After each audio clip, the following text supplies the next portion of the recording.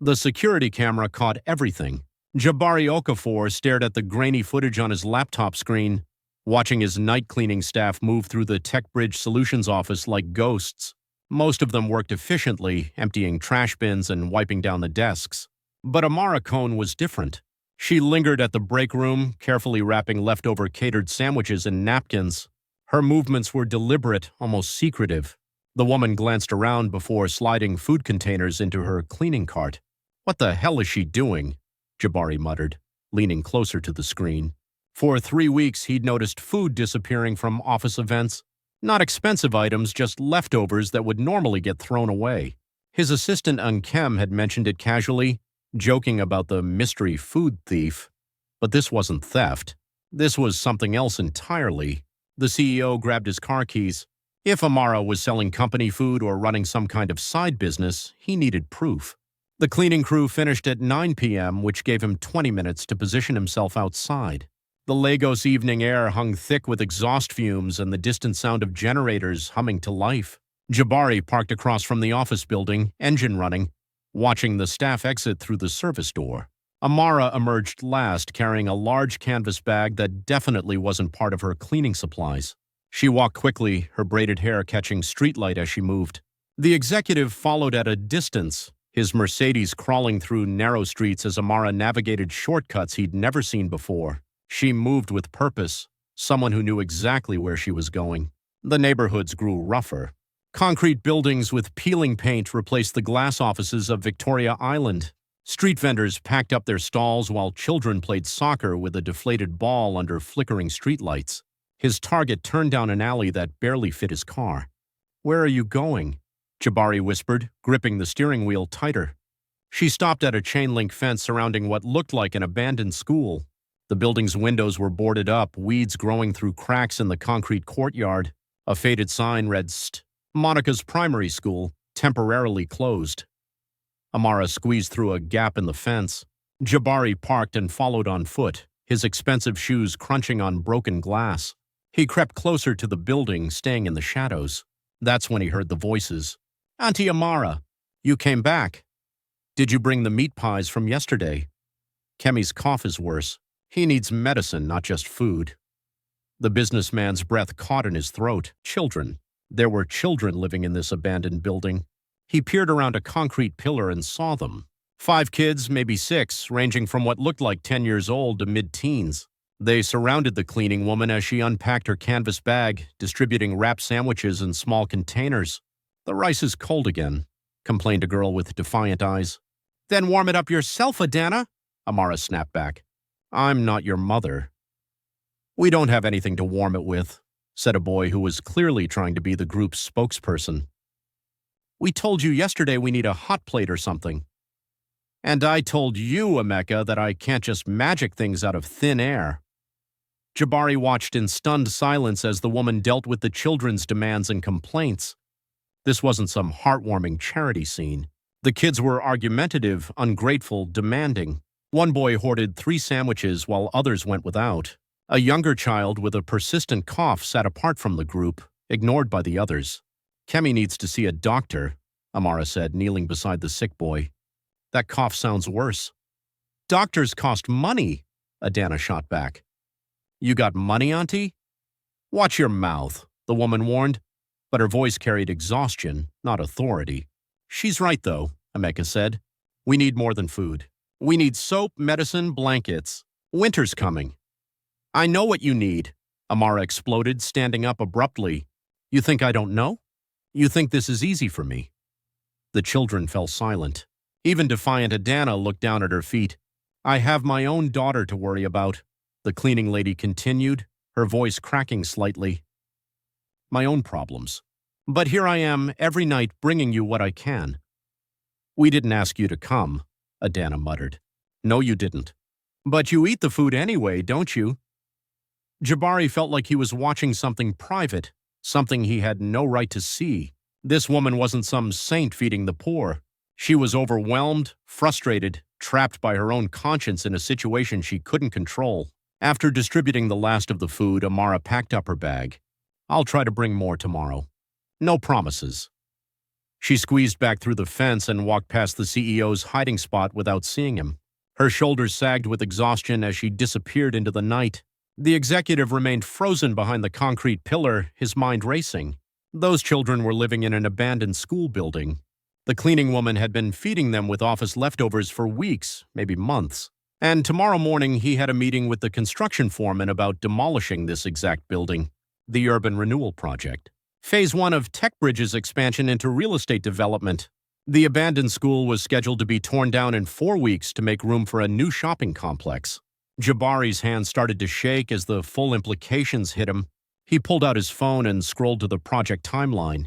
There it was, highlighted in red. T. Monica's demolition, November 15th. Those children had no idea their sanctuary was about to disappear, and neither did Amara. 3 months earlier, the cleaning woman had been rushing home from her evening catering job when the rain started. Not the gentle Lagos drizzle that people ignored, but the kind of downpour that turned streets into rivers and sent everyone scrambling for shelter. She ducked through the gap in the fence around St. Monica's, planning to wait out the storm under the school's concrete overhang. The building had been abandoned for 2 years, ever since the government ran out of funding for repairs. That's when she heard the crying. A small voice echoing from inside the building, barely audible over the drumming rain. Amara hesitated at the boarded-up entrance, then noticed the loose plywood panel that someone had pried away from the doorframe. She squeezed through and found them. 4 children huddled in what used to be a classroom, soaked and shivering. The oldest, a girl with suspicious eyes, immediately stood up and positioned herself between the intruder and the younger ones. "We're not doing anything wrong," the girl said, chin raised defiantly. "I can see that," Amara replied, taking in their makeshift camp. Cardboard spread across the floor, a few plastic bottles filled with water, scraps of clothing bundled into pillows. The crying was coming from the smallest boy, maybe 10 years old, his cough echoing off the concrete walls. "How long have you been here?" the woman asked. "None of your business," the older girl shot back. But a boy who seemed to be their unofficial leader stepped forward. 2 weeks, since the police cleared us out of the market area." Amara looked at their thin faces, their wet clothes, the way they clustered together for warmth. She thought about her own daughter, Folake, safe and dry in their small apartment. "Wait here," she said. The cleaning lady ran through the rain to a nearby food stall and bought rice and stew with money she'd been saving for Folake's school supplies. When she returned, the children devoured the food like they hadn't eaten in days. "I'll bring something tomorrow," she heard herself saying. The suspicious girl, Adana, laughed bitterly. "Sure you will." But Amara kept her word. The next evening, she brought leftover bread from her catering job, then soup the following night, then sandwiches from a corporate lunch she'd helped serve. What started as a one-time act of kindness became a daily obligation she couldn't escape. "Mama, why are you always so tired?" Folake asked one morning, watching her mother count coins at their kitchen table. "Work is busy, baby. Eat your breakfast. But you're tired even on Sundays, and you keep bringing food to work but never bringing any home." Amara's hands stilled on the coins. Her 8-year-old daughter was too observant for her own good. "The catering company provides meals," she lied smoothly. "No point bringing extra food home." Folake studied her mother's face with those serious eyes that reminded Amara uncomfortably of herself at that age. "Okay, Mama." But the cleaning woman could tell her daughter didn't believe her. The lies multiplied over the weeks. Lies about why she was always exhausted. Lies about where the leftover food really went. Lies about why they couldn't afford new shoes for Folake when other families seemed to manage just fine. The worst part was that the children at St. Monica's weren't grateful. They complained constantly. Kemi's cough got worse and he needed medicine Amara couldn't afford. Adana questioned everything the woman brought, as if she was deliberately holding back better food. Amika made demands like he was placing an order at a restaurant. "We need blankets," he announced one evening as Amara distributed rice and beans. "And soap. Real soap, not those tiny hotel bars you brought last week." "I brought what I could find," the woman said through gritted teeth. "It's not enough," Adana added. "Look at Kemi. He's getting sicker." The youngest boy was indeed worse, his cough now accompanied by a fever that made him shiver even in the warm evening air. "Take him to the clinic," Amara suggested. "With what money?" Adana's voice dripped with sarcasm. "You volunteering to pay?" The cleaning lady's temper flared. I'm already doing more than anyone else. Where are your parents? Where are the social workers? Where is anyone else who's supposed to help you? The children fell silent. Even defiant Adana looked away. We know you don't have to help us, Emeka said quietly, but we don't have anyone else. That was the problem. Somehow, without meaning to, Amara had become their lifeline, and lifelines weren't supposed to break. She started taking extra shifts at the laundry service to afford medicine for Kemi. The woman collected soap and toiletries from the hotels where she did catering work. She brought her own blankets from home, telling Folak they were getting new ones soon. Mama, our blanket smells funny, her daughter complained one night. I washed it with different soap. Go to sleep, another lie. The blanket smelled like the abandoned school, like concrete dust and dampness and desperation. Amara lay awake that night, staring at the ceiling and calculating numbers that never added up. Folak's school fees were due next month. Their rent was already 2 weeks late. The children at St. Monica's needed more than she could give, but she couldn't stop giving it. She'd created a situation that was slowly destroying her life, and she had no idea how to escape it. The next evening, as she packed leftover sandwiches from a corporate event at TechBridge Solutions, the cleaning woman noticed something different. The office felt too quiet, like someone was watching. She glanced around the empty break room, then quickly wrapped the remaining food in napkins, probably just her imagination. The security guards barely paid attention to the cleaning crew, but as she loaded her cart and headed for the service elevator, Amara couldn't shake the feeling that tonight was different. Someone had been watching her, and tomorrow that someone might be waiting. Jabari couldn't sleep. He paced his apartment until 3 a.m., then gave up and drove to the office. The security guard looked surprised to see the CEO at dawn, but the executive just nodded and headed straight to his computer. He pulled up Amara's employment file. Clean record. 3 years with the cleaning company, never missed a shift, no complaints. Home address in Surulere, listed as single mother with one dependent. The background check was routine stuff, but it painted a picture. Multiple jobs, always paid on time. References described her as reliable and hardworking. Nothing suggested criminal activity or side businesses, so why was she feeding homeless children with office food? The businessman stared at the St. Monica's building through his office window. In daylight, it looked even more decrepit. Broken windows, graffiti on the walls, weeds growing through cracks in the parking lot. The perfect place for a shopping complex, according to his development team. His phone buzzed. A text from the construction foreman. Final site survey tomorrow. Demo crew ready for November 15th as scheduled. Jabari's stomach twisted. Those children had no idea what was coming. He spent the morning researching the building's history. St. Monica's primary school, established 1987, closed 2 years ago due to structural concerns and budget cuts. The government had been trying to sell the property ever since. That's when the memories started creeping back. The concrete hallways looked familiar in the photos. The layout of the classrooms triggered something deep in his mind, something he'd spent years trying to forget. By lunch, the CEO was certain. This was the same building where he'd lived as a street child 20 years ago. The realization hit him like a physical blow.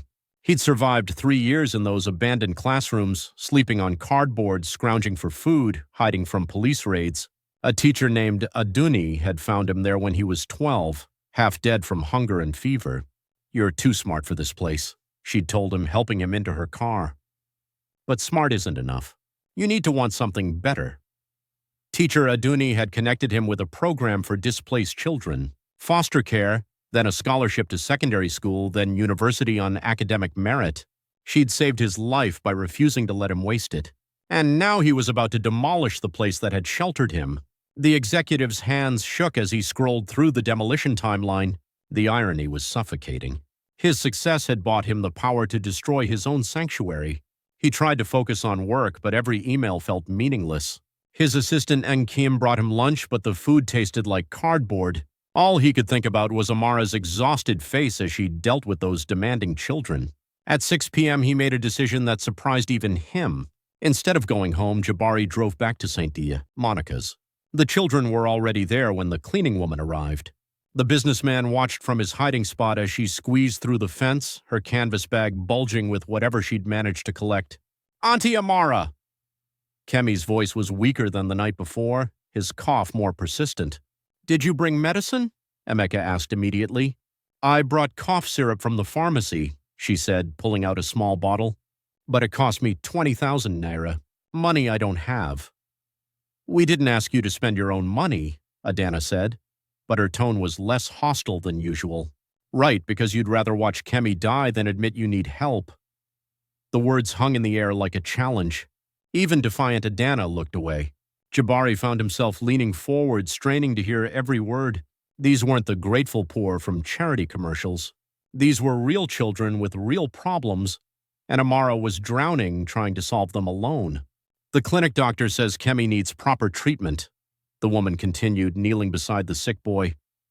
Tests, maybe hospitalization. That's hundreds of thousands of naira. So what are you saying? Emeka's voice carried an edge of panic. That we should just give up. I'm saying I can't do this anymore. Amara's voice cracked. I have my own daughter, my own bills. I'm 3 weeks behind on rent because I keep spending money on you people. The silence that followed was deafening.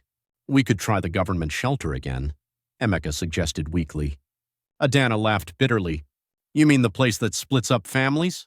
Where the older kids disappear and the younger ones get sent to relatives who don't want them. It's better than dying here, the cleaning woman snapped. Is it? Adana stood up, her thin frame trembling with anger. At least here we're together. At least here we decide what happens to us. The CEO watched Amara's shoulders sag under the weight of impossible choices. She was trying to save children who didn't want to be saved, at least not the way the system offered salvation. I'll keep bringing food, she said finally, but I can't fix everything. I can't be your mother and your doctor and your social worker. I'm just one person. We know, Kemi whispered, his voice barely audible. Thank you for trying.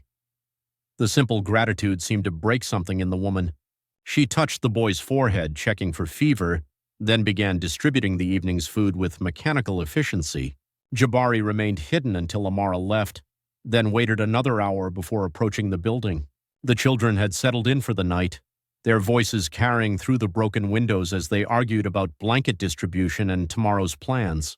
He pulled out his phone and scrolled to the construction foreman's number. One call could delay the demolition, buy time to find alternatives. But delay meant explaining to investors, rescheduling contractors, possibly losing the entire development deal. His finger hovered over the call button. These children were living in a building that was structurally unsound, with no electricity, no running water, no medical care. The demolition would force them into the system Adana feared, but at least they'd be alive. The executive's phone buzzed with an incoming call. The construction foreman. Mr. Okafor? We've moved up the timeline. Demo starts Monday morning. Hope that's not a problem. Monday. That was 4 days away. No problem, Jabari heard himself saying. Monday works fine. He hung up and stared at the abandoned school, knowing he'd just signed those children's eviction notice. And Amara still had no idea what was coming. The CEO intercepted the cleaning woman at the service elevator Friday evening. She was loading her cart, moving with the same efficient motions he'd watched on the security footage. Ms. Cohn, I need to speak with you. Amara froze, her hand still gripping a spray bottle. She turned slowly, taking in Jabari's expensive suit and the company ID badge hanging from his neck. Sir? My office. Now. The elevator ride felt endless. The woman stood rigid against the far wall, her eyes fixed on the floor numbers. The executive could see her hands trembling slightly as she gripped the cleaning cart handle. His corner office overlooked the city, floor-to-ceiling windows showing Lagos traffic snaking through the evening darkness. Jabari gestured to a chair, but Amara remained standing. Am I being fired? She asked bluntly. That depends. I know about the food. The cleaning lady's face went blank, the practiced expression of someone who'd learned not to show weakness. I don't know what you mean. The leftover sandwiches. The containers from catered meetings. I've been watching you for weeks. I haven't stolen anything, she said, her voice gaining strength. Everything I take would have been thrown away anyway. I know. That's not why you're here. The businessman moved to the window, looking down at the street where he'd followed her just days ago. Where does the food go, Amara? That's not your business. It is when it happens in my building with my company's food. The woman lifted her chin, defiance replacing fear. Fine, fire me then. But I haven't broken any laws. You're feeding homeless children. The words hit Amara like a slap.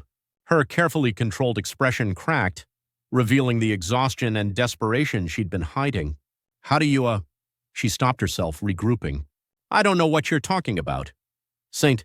Monica's primary school. 5 children living in the abandoned classrooms. You bring them food every night after work. The cleaning lady sank into the chair she'd been refusing, her legs suddenly unable to support her. You followed me. I did. Why? Jabari turned from the window to face her. Because I lived in that building once. 20 years ago, when I was 12 years old. The admission hung between them like a bridge neither had expected to cross. You're lying, Amara said weakly. Classroom 3B. There's a crack in the back wall that looks like a lightning bolt. The water fountain in the hallway still drips even though it's been disconnected for years. The roof leaks over the principal's office when it rains. The woman's eyes widened as the CEO described details only someone who'd lived there would know. I spent 3 years in that building, he continued. Sleeping on cardboard, stealing food from markets, hiding from police raids. A teacher named Aduni found me there and changed my life. So you understand, Amara said, hope creeping into her voice. You know what those children are going through? I do. And that's why I have to tell you something. The executive sat down across from her, his expensive chair suddenly feeling uncomfortable. The building is scheduled for demolition. Monday morning. The color drained from the cleaning woman's face. Monday? That's 3 days away. The construction crew starts at 7 a.m. It's part of a development project my company is funding. Your company? Amara stood up abruptly, anger replacing shock. You're destroying their home? It's not a home, Amara. It's a death trap. The building is structurally unsound. There's no electricity, no running water, no medical facilities. That boy Kemi needs real medical attention, not cough syrup from a pharmacy. So you're going to make them homeless to save them? I'm going to force them into the system where they can get proper help. The woman laughed, but there was no humor in it. The system? You mean the shelters that separate families? The foster homes that treat children like paychecks? The government programs that exist on paper but never have funding? It's better than living in ruins, says the man in the expensive suit who escaped 20 years ago. Amara's voice turned sharp. Easy to judge when you're not the one sleeping on concrete. The CEO's jaw tightened. I know exactly what it's like to sleep on concrete. The difference is I got out. And now you're pulling the ladder up behind you. The accusation hit harder than Jabari expected. He stood up, pacing to the window again. This isn't personal, it's business. The demolition has been planned for months. Investors are involved, contracts are signed, workers are scheduled. Everything can be changed if you want it changed badly enough. It's not that simple. It never is it? The cleaning lady picked up her supplies, preparing to leave. When rich people want something, money moves mountains. When poor children need shelter, suddenly everything is complicated. Wait. The executive's voice stopped her at the door. What if I could delay the demolition? Give you time to find alternatives for the children? Amara turned back, studying his face for signs of deception. How long?